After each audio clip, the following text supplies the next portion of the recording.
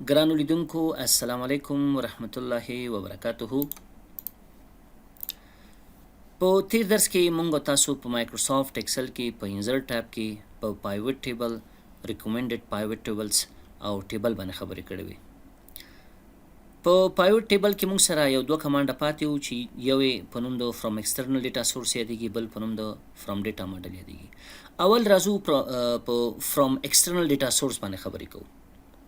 ګوري مخکې چې مونږه پایوټ ټیبل جوړوله، د ایکسل پروګرام د خپل ډیټا څخه هم جوړوله. لکه دا یو ټیبل مونږ سره موجود پروت و، د دې څخه مونږ پایوټ ټیبل جوړوله.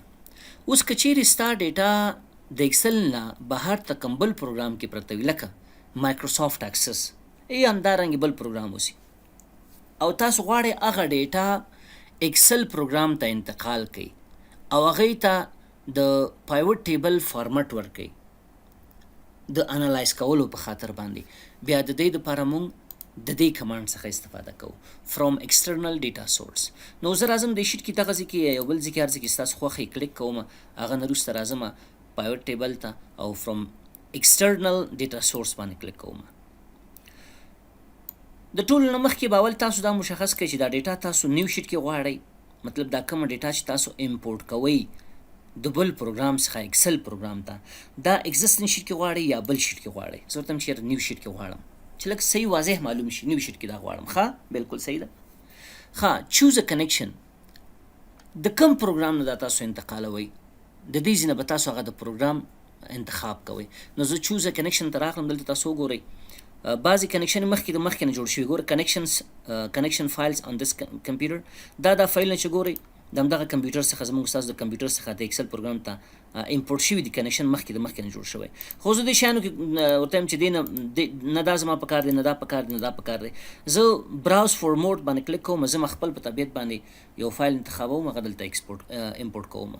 صحیح شوه. څه چل کوم، براوز فور موډ باندې مې کلیک وکړو، نو ما ته وایي چې ستا هغه پروګرام یا هغه ډیټا په کوم ځای کې پرته ده چې ته غواړې هغه امپورټ کړې، چی شته ایکسل پروګرام ته. زه ورته چې ما سره مای ډاکومنټ کې تاسو وګورئ ما سره څو دانې ډیټابیس جوړې شوي دي د اکسس پروګرام. یو کووډ-19 فور ایئر 2019 دی، او بل ډپارټمنټ په نامه یو ډیټابیس دی، بل امپلایز په نامه باندې. زه ورته دغه کووډ-19 په نامه یو فایل چې دی، دې کې ما سره یو ډیټا د هغه زه غواړم څه چلو کومه ایکسل پروګرام ته انتقال کومه، یا دغه د امپلایز په نامه باندې ما سره یو ټیبل دی، یو ډیټابیس دی، په دې کې ما سره ډیټا د هغه زه غواړم څه چلو کوم ایکسل پروګرام ته امپورټ کوم. تاسو په هماغه باندې کلیک وکړئ، هغه نه وروسته اوپن کلیک کړئ. چې کله اوپن کلیک کو ځای انتخاب کړئ او وروسته دغه نه اوکې کلیک وکړئ. چې کله مو اوکې کلیک وکړو، په هغه ډیټابیس کې چې موږ سره څومره ټیبل اوسي او څومره معلومات اوسي هغه دلته راځي. ګوري که چیرې یو ټیبل مستقیم همغه ډیټا مونږ ته راوړي، ګوره دغه د اکسس کوم ډیټابیس چې په نوم د امپلایز چې ما انتخاب کو، هغه کې یو ټیبل موجود، نو مستقیم هغه ټیبل ډیټا ټول دلته راوستله. که چیرې څو ټیبل اوسي، حتی تاته آپشن درکوي چې په دې کې دغه چې کله تاسو اوپن باندې کلیک وکړئ، نو تاسو ته وایي چې دې کې دوه درې ټیبل د کوم ټیبل ډیټا تاسو غواړئ، په هغه وروسته کار کوو موږ. نو اوس چون یو ټیبل ما ته هغه ډیټا ټوله دلته راوستله، اوس ما ته وایي دغه ټیبل چې تا امپورټ کړو په هغه کې دغه کالمونه دي، اډرس په نامه، کنټاکټ په نامه، امپلای آی ډي، امپلای نیم، دغسې کالمونه هلته موږ سره موجود دي. نو زه ورته یم چې ما ته په دې کې یو امپلای آی ډي هغه کالم راوړه، صحیح شوه، بل امپلای نیم کالم راوړه، بل پوسټ ما ته راوړه، او دغه په تعقیب زه ورته یم چې یاره سیلري هم مهمه ده، سیلري هم ما ته راوړئ. نو تاسو وګورئ مخکې داسې و چې خپل ایکسل پروګرام کې به موږ سره ډیټا وه، هغه ته به موږ مطلب د پایوټ ډیټا فارمټ ورکول، هغه به انتقالوله تر څو هغه ډیټا موږ انالایز کو. اوس څه چلو کو، موږ د بل پروګرام نه، د اکسس پروګرام نه موږ هغه ډیټا چې په کوم ټیبل کې پرته وه هغه هم امپورټ کړه ایکسل پروګرام ته او هغه هم انالایز کړه. نو اوس ما ته وایي ګورئ تاسو سره انجینر یو نفر دی چې هغه اجمل دی، صحیح شوه، او سیلري څومره ده، سیلري 1000 روپۍ ده. بل تاسو سره هیډ اف آی ټي هیډ چې دی مطلب دوه نفر دي، په دویم شماره باندې وبخښئ، په دویم شماره باندې تاسو سره آی ټي هیډ دی چې د معاش څو دی 2000 روپۍ. په دریم شماره باندې تاسو سره آی ټي افیسر دی چې نوم یې دی وحید او د معاش 100 روپۍ دی 1000 روپۍ.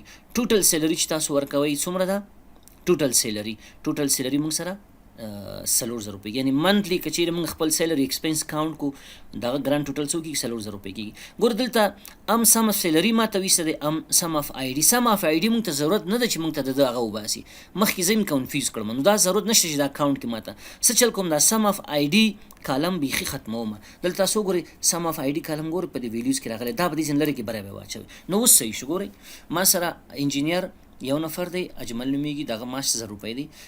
آی ټي هیډ ما سره بالکل یو نفر دی، یعنی آی ټي هیډ چې ما سره محمد اسلام صاحبزاده دی، دغه 2000 روپۍ معاش دی. آی ټي افسر ما سره چې دی وحید دی، دغه $1000 معاش دی. ټوټل زمونږ منتلی سیلري ایکسپنس روپۍ کېږي 4000 روپۍ کېږي. هدف مې په دې کې و چې دا کمانډ مونږ څه دپاره استعمالو په پرایویټ ټیبل کې فرام ایکسټرنل ډیټا سورس. دا دې دپاره استعمالو که چېرې تا سره نور پروګرامونو کې ډیټا پرته وي او هغه ته غواړې ایکسل پروګرام ته انتقال کړي، په کوم شکل باندې؟ په شکل د پایوټ یا پایوټ ټیبل په شکل باندې. پوه شي په خبر باندې؟ دغه په تعقیب بل کمانډ چې ما سره دی فرام ډیټا ماډل دی، دا کمانډ هم د دې سره یو ځای کار کوي فرام ایکسټرنل ډیټا سورس سره. نو دې دپاره څه چل کوم؟ زه دا شیټ بیرته ډیلیټ کوم. دا شیټ 2 چې د رایټ کلیک مې وکړ دا مې ډیلیټ کړ، ختم مې کړ. صحیح شوه. بیرته د اول شیټ ته راغلم، بیا راځم څه چل کوم، بیا فرام ایکسټرنل ډیټا سورس باندې کلیک کوم. په دې خاطر دا کمانډ د دې کمانډ سره یو ځای کار کوي. زه بیا هم څه چل کوم، یو دوه ټیبلې دي هغه زه غواړم چې ایکسل پروګرام ته امپورټ کړم. نو دې نه مخکې چې دا زه امپورټ کړم د ایکسټرنل ډیټا سورس کمانډ په واسطه باندې، تاسو په دې د دې کمانډ په مطلب مفهوم باندې پوه شئ. فرام ډیټا ماډل څه کار کوي؟ فرام ډیټا ماډل کمانډ باندې د لپاره استعمالو که چیرې تاسو سره ډیټا په مختلفو ټیبلو کې اوسي او تاسو غواړئ دغه مختلفو ټیبل نه ډیټا یو ځای کې کمباین کړئ، نو بیا موږ فرام ډیټا ماډل کمانډ څخه استفاده کوو. لکه څنګه ګورئ زه راځم فرام ایکسټرنل ډیټا سورس باندې مې کلیک وکړو، زه ورته وایم چې یاره زه نیو شیټ کې غواړم، نیو شیټ کې صحیح شوه خپل دا ډیټا چې دی امپورټ کړم. چوز کنیکشن ته به راشئ، ډیټا ستاسو په کوم ځای کې ده، دا ځل بیا مستقیم څه چل کوم، براوز فور مور باندې کلیک کوم. کنه زمونږ ټیبل چې مخکې مونږ استعمال کړی دي هغه دلته شته، زه ته چې نه براوز فور مور باندې مې کلیک وکړو. زه ورته ما سره په ډاکومنټ کې یو ډیټابیس دی په نوم د COVID-19 فور ایئر 2019. دا ما سره ټیبل دی، زه غواړم چې دغه ټیبل څخه زما ډیټا د ایکسل پروګرام ته انتقال کوم. دغه دوه ټیبل لرم، زه هغه دوه ټیبل زه غواړم چې ایکسل پروګرام ته امپورټ کړم. اوپن باندې مې کلیک وکړ، اوپن باندې کله تاسو کلیک وګورئ دې کې دوه ټیبل وي. اوس ماته دا میسج راکړي. بل ځل که ستاسو په یاد موږ سره یو ټیبل نو میسج رانه که مستقیم ډیټا موږ ته راغله چې مطلب دې ټیبل کې تاسو دغه کالمونه دي، د کم کالم ډیټا غواړئ تاسو ته ډسپلی کړم.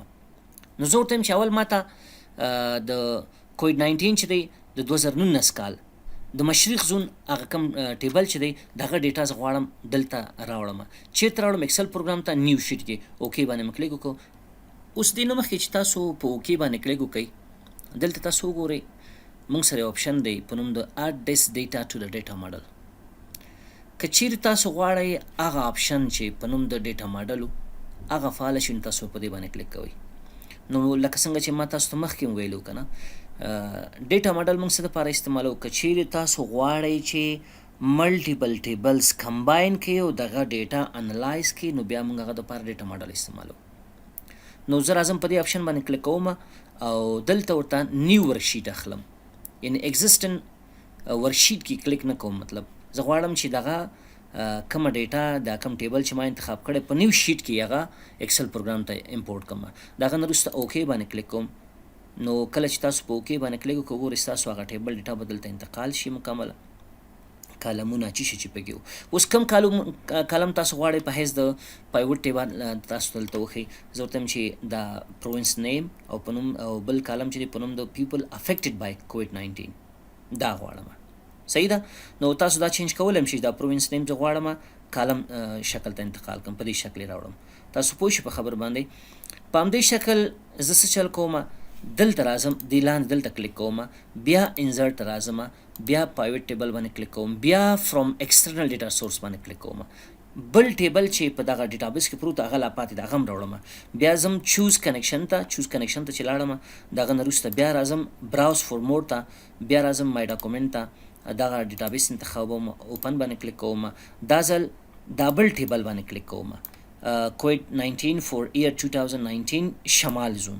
مشرق زون خو مو واغسته مشرقي زون اوکې باندې مې کلیک وکړو دا ځل بیا څه چل کوم ورته اگزیسټینګ ورکشیټ اخلم تاسو پوه شئ دغه موجوده ورکشیټ کې غواړم دا کم ځای ته راشي ورته دغلته او بیا په دې اپشن باندې کلیک کوم اوکې باندې مې کلیک وکړو بیا راځم ورته چې دا د پروینس نیم ماته وښیي او په همدې شکل پیپل افیکټډ بای کووډ-19 دا راته وښیه خو زه څه چل کوم دغه د پروینس نیم نه دی دا ورته ماته په کالم باندې وښیه په دې شکل دا ورته انتخابوم تاسو پوه شئ په خبر باندې او دا بل دی دا مشکل نه لري او که دا چینج کوئ مشکل نشته تاسو خپل خو په کوم شکل غواړئ په دې شکل غواړئ په بل شکل غواړئ چې څه رقم تاسو خوښوي نو په هر صورت باندې اوس که چیرې تاسو غواړئ دا ډیټا تاسو کمباین کړئ چې شی وکړئ کمباین کړئ یو ځای کړئ دا ډیټا صحیح ده نو د دې لپاره مونږه د دې کمانډ څخه استفاده کوو فرام ډیټا ماډل اوس تاسو وګورئ دا فعال شو که فعال نه شو بالکل فعال شو چې کله تاسو په دې باندې کلیک وکړئ نو ماته وایي چې تاسو چې غواړئ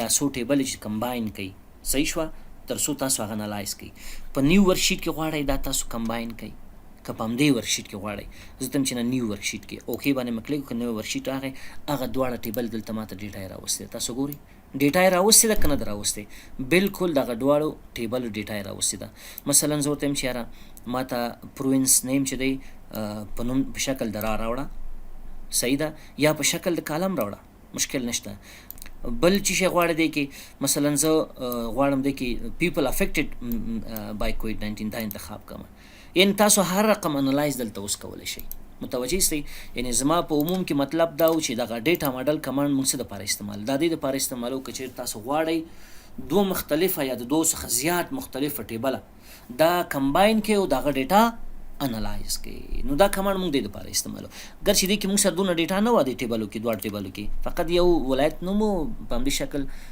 دغه هغه مقدار چې څومره کسان په دې ولایت کې په دې مرض باندې اخته شوي دي نو زه څه چل کوم دا شیټونه بیټر ډیلیټ کوم دا مې ډیلیټ کو دا بل شیټ مې ډیلیټ کړ تر څو دا زموږ بیروبار ایکسل پروګرام کې کم شي دغه په تعقیب بل کمانډ چې موږ سره دی په نوم د بل بخش چې موږ سره په نوم د السټریشن یادېږي او په دې کې اولین کمانډ موږ سره پکچر دا موږ تاسو په وړ پروګرام کې ویلی که چیرې تاسو غواړئ خپل ایکسل شیټ ته کوم پکچر انزرټ کړئ که چیرې دا پکچر ستاسو په کمپیوټر کې اوسي که چیرې غواړئ مطلب بلټن تصویره سټاک امیجز چې د کمرشل اکټیویټیز لپاره مطلب خلک استعمالوي صحیح شوه تجارتي کارونو لپاره بلټن تصویران دي او که چیرې غواړئ انلاین کوم پکچر تاسو خپله سرچ کې مشکل نشته دی زه ورته یم چې یاره دس پی سي نه یو تصویر راوړم دس ډیوایس نه نو تاسو به خپل هغه تصویر انتخاب کې پکچر تاسو سره کوم ځای کې دی د مثال په طور زه دا ګورم چې دا د څه تصویر دی دا تصویر دی که دای که بلي فرق نه کوي هر یو تصویر چې اوسي تاسو انزرټ باندې کلیک کړئ هغه تصویر به تاسو ته ایکسل پروګرام ته شي انزرټ شي یا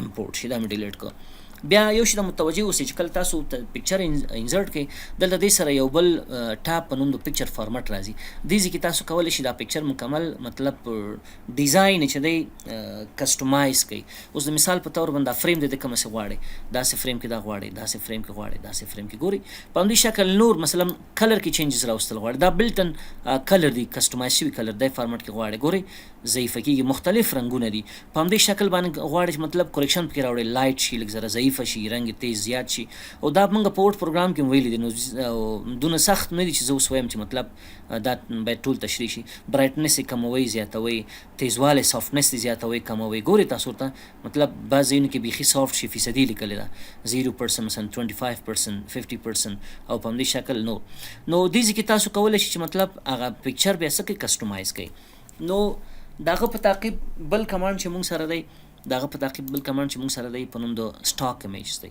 سټاک امیجز مطلب تیار بلټن امیجز دي د کمرشل اکټیویټیز لپاره نو تاسو کولی شئ هغه ایکسل پروګرام کې ځان سره څه کوئ انزرټ کوئ نو دلته به لږ زر صبر کوئ البته دې دپاره تاسو ته د انټرنیټ ضرورت شته چې تاسو باید کمپیوټر کې انټرنیټ ولرئ نو دلته اوس وګورئ موږ سره د انجوایمنټ په نامه یو بخش دی د بل د آرټ په نامه بخش یعنی کم تصویران چې د انجوایمنټ په نامه مربوط کیږي کم چې د آرټ مربوط کیږي کم چې د ډیزاین مربوط کیږي کم چې د فوډ یا انیمل مربوط کیږي دا کټګورایز شوي دي کم کټګوري تصویر تاسو ته پکار یو کچېرې تاسو هغه د خوښې تصویر دلته نه تاسو سرچ هم کولای شئ د ایزي کې پوه شئ په خبر باندې. اوس مثلا زه ورته چې ماته د انفارمیشن ټیکنالوژي تصویران پکار دي. انفارمیشن ټیکنالوژي هغه نه وروسته تاسو چې کله انټر کلیک وکړئ نو دلته موږ ته ښیي. نو انفارمیشن ټیکنالوژي کې دلته دوی سره فقط یو تصویر پروت دی صحیح ده. یا همداسې نور مثلا سټیکر تاسو ته پکار دي یا کارټون پیپل تاسو ته پکار دي. تاسو ګورئ ډېر ښایسته ښایسته بخشونه لري دلته موږ سره.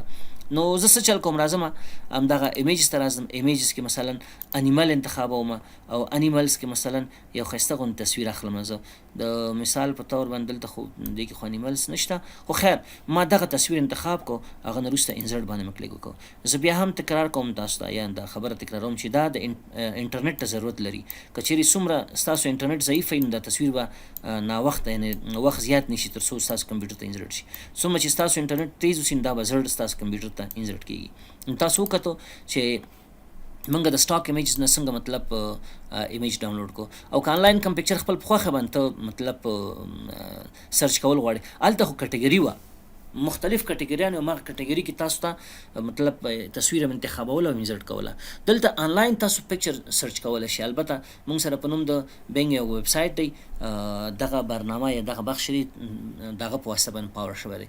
نو زه څه چل کوم همدغه بینګ ویب سایټ کې دا سرچ کوم په نوم د چی شي ورته د انفارمیشن ټیکنالوژي مربوطه څومره تصویران چې ما سره دي هغه راوړه. انټر کلیک وکړئ یا سرچ باندې کلیک وکړئ نو تاسو ته به د انفارمیشن ټیکنالوژي مربوطه تصویران سرچ کی. یو څو دقیقې تاسو انتظار وکړئ دا څو ګورئ ټول د انفارمیشن ټیکنالوژي مربوطه تصویران دي. مطلب چې کوم تصویر ستاسو خوښ هغه تاسو انزرټ کولی شئ. اوس د مثال په طور باندې ما چې دی دا تصویر واغست دغه ښه تصویر دی هغه نه وروسته انزرټ باندې کلیک کړئ هغه تصویر به ستاسو کمپیوټر ته انزرټ شي. البته دا ډاونلوډ کیږي د انټرنیټ څخه. نو بیا هم وایم چې انټرنیټ هم تیز وي زر به ډاونلوډ شي ستاسو کمپیوټر ته که انټرنیټ هم سلو وي نو لږ وخت به نیسي. نو دا د تاسو ګورئ چې دا تصویر موږ سره څه شو انزرټ شو. نو کومه سي تصویر چې تاسو ته پکاري په ښه کوالټي کې تاسو کولی شئ د همدې بخش څخه څه کوئ تاسو دا ځان ته ایکسل پروګرام ته انزرټ کوئ راوړئ. په همدې شکل باندې بل کمانډ موږ سره په نوم د شیپس دی. شیپس بلټ ان شیپس دي کوم شیپس تاسو ته پکاري. مثلا زه راځم دې خوا ته یو بل شیټ اخلم دې ځای کې مختلف شیپونه لوګو جوړوئ یا یو ډیزاین جوړوئ یا کوم بل شی تاسو ته پکاري تاسو دې ځای کې مختلف قسمه شیپونه راوستی شئ هغه کسټمایز کولی شئ. کلر یې ورته چینج کوئ صحیح شوه کوم کلر کې دا تاسو غواړئ. فیل کې کوم څه رنګ غواړئ مطلب تاسو غواړم. آوټلاین کې کوم څه رنګ تاسو غواړئ بلیک آوټلاین غواړم. لاین اندازه ویټ زیاتول غواړئ مطلب ګورئ د دونه ویټ مې واخیستو د کلر چینج کول غواړئ ته د لاین کلر دغه شکل باندې دا اوس وګوره تاسو چینج کیږي. نور شیفت نور افیکټس ورکوئ پکې مثلا داسې شیډو سوری دی ولري په دې شکل دی پوه شئ په خبر باندې یا په دې شکل مطلب مختلف قسمه سټایلونه دي تاسو کولی شئ هغه دلته انزرټ کړئ او یوز یې کوئ ایکسل پروګرام کې. نو ضرورت نشته دې باندې زیات بحث وکړو مطلب دا ښکاره خبره ده دا تاسو مخکې هم لوستي دي. د هغه په تعقیب آیکنز دي کوم آیکن تاسو ته پکاري دا هم آنلاین ته کولی شئ مطلب انزرټ کړئ خپل ایکسل ورکشیټ ته. لکه دا هغه سټاک ایمیج په منځ کې فرق نه دی خو دلته صرف یو کټګوري جدا د آیکن په نامه راوستې ده. هماغه سټاک ایمیجز دي خو هلته مخکې مستقیم ایمیج ته راتلل هلته اوس آیکن تاته راوړي. کوم آیکن تاته پکاري مطلب غواړې چې ته د ګراف په شکل باندې خپل سیلز یا پرچیز دپاره کوم آیکن مطلب انزرټ کړو. دا آیکن د ګراف په شکل زه کولی شم انزرټ کړم چې مطلب زما د سیلز یا د فروشاتو ګراف په دغه شکل باندې دی. اول کې ډیر کم او بیا لږ زره ښه شو بیا هغه نه وروسته بیخي ښه شو. تاسو پوه شئ په خبر باندې دا مختلف ځایونو کې تاسو استعمالولی شئ. دغه نه لاندې 3D ماډلز دي 3D تصویران تاسو ته پکاري.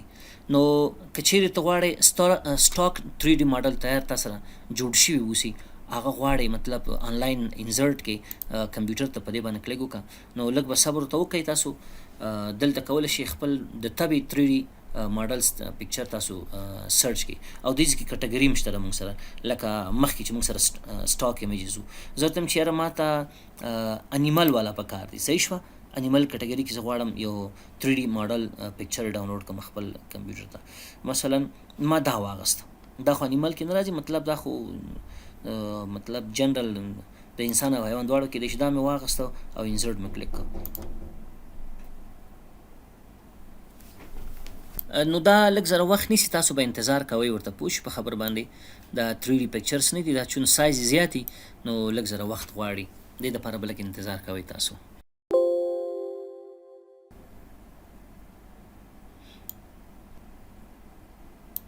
نو زما په خیال باندې دا لږ وخت نیسي، نو دې مسلې نه به تېر شو، دا به زه کینسل کړم. بل که چیرې 3D ماډل تصویرا تاسو په کمپیوټر کې ما مخکې یو ځل ډاونلوډ کړو، نو هغه تاسو به د دې اپشن د طریق نه کولی شئ اکسل ورکشیټ ته یا خپل د کوم وربوک چې تاسو جوړ کړی ته انسرټ کړئ. نو زه راغلم داسې ډیوایس باندې مې کلیک وکړم، ما سره یو دم تیار موجود شته دی په پکچر کې، و فکر کوم پکچر ته راځم پیدا م کو هغه دی، او که پیدا م نه کو خیر دا دی تیار شته دی. نو دا به واخلم زه به انسرټ کړم دلته. نو دا هم یو 3D تصویر دی. پوه شو په خبر باندې 3D نه مطلب دا دی چې اوس خو دا ما از پکچر سیف کړی، خو دا 3D تصویر و چې تاسو کولی شئ د یو تصویر مخ شا بره خوا لاندې خوا مختلف ابعاد د یو تصویر وګورئ، هغه ته 3D ماډل پکچر ویل کېږي. نو په همدې شکل دغه په تعقیب بل کمانډ موږ سره چې دی په نوم د سکرین شاټ دی. که غواړئ خپل د دې صفحې د یو بخش یو تصویر واخلئ، نو سکرین شاټ ته به راشئ، سکرین کلیپینګ باندې به کلیک وکړئ. چې کلیک مو که د کوم ځای تصویر اخلئ، مثلا زه د دغه قسمت تصویر اخلم، د دغه برخې یو تصویر اخلم. چې کله ځای تاسو انتخاب کړئ کلیک وکړئ، نو هغه به اتوماتیکلی اکسل پروګرام ته تاسو ته راشي.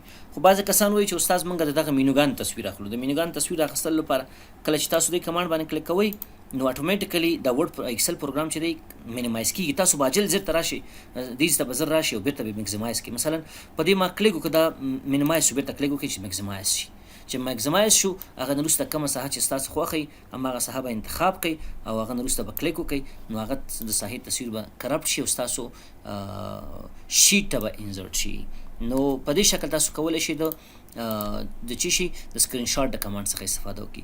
بل موږ سره سمارټ آرټ دی. سمارټ آرټ موږ بیا هم زه تکراروم ورډ پروګرام کې هم په دې موږ خبرې کړې وې، او دې کې مختلف قسمه آرټونه دي. مثلا ته غواړې د یو پروسې جریان تشریح کړي، صحیح شوه، سایکل بخش زه اخلم. یا ته غواړې خپل د ادارې مطلب تشکیل تشریح کړي، تشکیل جوړ کړي، ګوره هیرارکي بخش ته به راشي.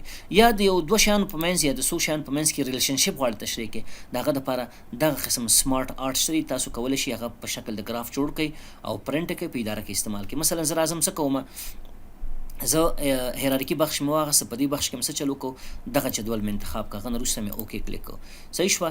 دلته مثلا موږ سره چې دی مثلا آی ټي ډایرکټر دی موږ سره په زموږ په اداره کې، دغه د لاس لاندې موږ سره مطلب آی ټي اډمین یو کار بخش دی، صحیح شوه.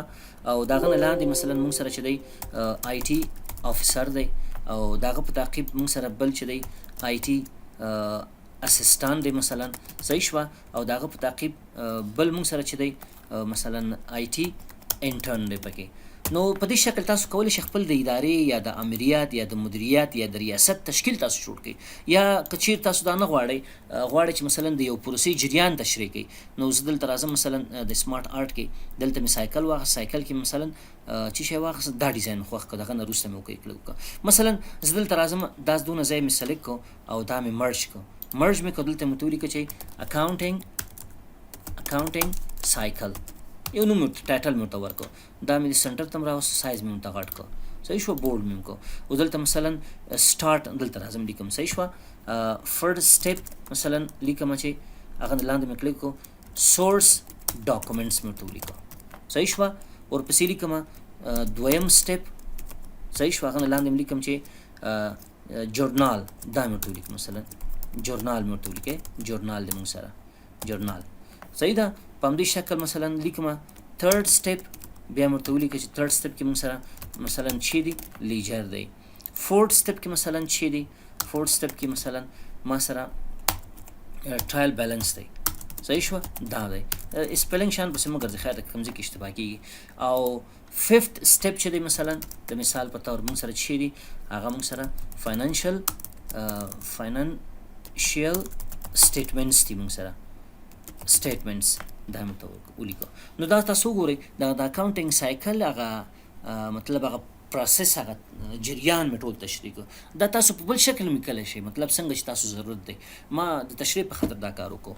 نو دا موږ سره چې شی د سمارټ آرټ کار، دغه نه وروسته موږ سره چاټونه دي، په چاټونو باندې به انشاءالله بل لیکچر کې خبرې کوو. نو دا زموږ ستاسو د نن ورځې درس.